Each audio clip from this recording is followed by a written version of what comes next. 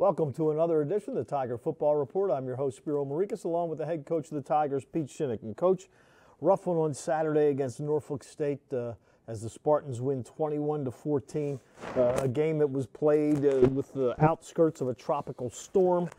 But the one thing Norfolk State was able to do early in the second half was put together two impressive rushing drives, 86 and 80 yards. Yeah, very disappointing, I think, to see that take place. I felt like we had really, what we say, regulated the run well up until that point. And that, that first drive, they just came out, continued to attack an area that we weren't defending extremely well.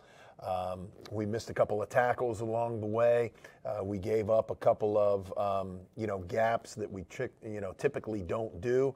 So that was frustrating because I feel like up till that point, it played pretty good football on defense. And, when you break down their 350 yards, they basically got 170 of it on 5 plays. And, the quarterback run on the first drive where we had them third and 2. And he pulls and goes down their sideline for a 60-plus yard run. And then, they had a 42-yard run on that second drive where really we just did not do a great job tackling. So frustrating from that standpoint. But then, we right when that touchdown happened, grabbed our defensive coordinator and just said, hey, look, this is a long game. We got a lot of football in front of us. Get them rallied, get them back to where they need to be. Let's approach this with, next series is our series. And really happy, obviously, what our defense was able to do throughout the course of the rest of the second half. And on the offensive end, you at times moved the ball well, but at times got kind of bottled up. Nate Kent did throw for over 200 yards for the first time this year, so that's a positive. How do you assess the offense in that ball game? Yeah, I think offensively, when you look at it, we've really kind of been a 2 steps forward, 1 step back type of offense.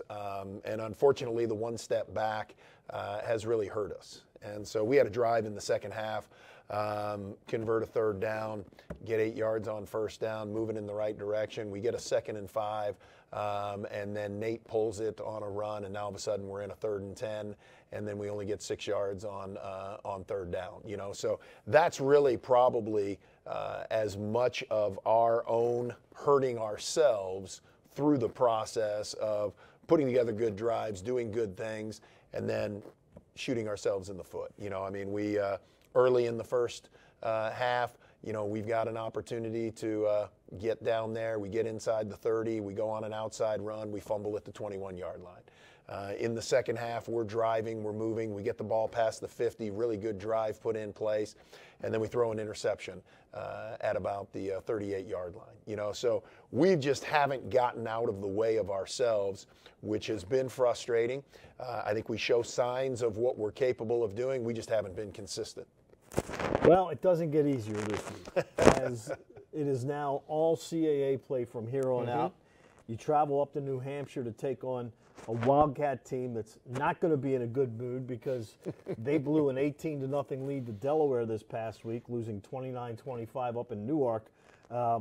They are a team that they come out fast. They've outscored opponents 46-7 in the first quarter. So obviously you can't afford to get a slow start. Yeah, they're as good a team as we've played. Maryland obviously is our opener. New Hampshire's playing at a very, very high level. Very easily could be 4-0 as we sit here. So they're a little irritated, a little ticked off at what has taken place. But you guys are ticked off too. Oh no, we're extremely ticked off. We should easily be 3-1, and that's a frustrating thing. I know for our fans and our alum to sit there and watch that. I know they're as frustrated as we are not being able to get that done. But back to New Hampshire, they just do a lot of things really well. Quarterback is as dialed in as I think he's been in his career, and he's done extremely well. Their running backs as difficult to get down as anybody probably in the league other than Diego would be, my thought on that. And then defensively, they're rarely out of position. And they always find themselves supporting each other, rallying to the ball extremely well. Got 2 first-team all-conference defensive ends that just fly up the field and create havoc for you. So to say that we've got our hands full is, a little bit of an understatement. But, I just keep talking to our guys and keep presenting to our players that, look, let's take this one series at a time, and if we go out and play at our best, what does that look like? And, I think they're starting to grasp that concept of, can't do anything about what just happened, can't worry about what's about to happen, but if I just take care of right now and we're at our best, we're a pretty good football team. Unfortunately, our record doesn't indicate that because we haven't done that enough throughout the course of time and haven't done that enough throughout, all the series that we've been out there. Dylan Lawby, he's quite a load. He's rushed for 307 yards in 4 games. He's caught passes for 381 yards in 4 games. And he's got a punt return for a touchdown and a kickoff return for a touchdown. He leads the nation in all-purpose yardage. But he's not a one-man wrecking crew. As you mentioned, Brosmer's throwing for over 300 yards. Yeah. Lincoln's is a great wide receiver. They got 6 guys averaging over 10 yards per reception. Yeah, they're gonna throw the ball downfield. They're going to vertically release their wide receivers and their tight ends. They're going to put a lot of pressure on you, and if you cover them, they're going to dump the Lubers right there, and he's going to make the most of it. And so you better be aware of where everybody is. We got to do a great job with our coverage. We've got to do a great job of just identifying where those 2 tight ends are, where the wide receivers are, how they do it.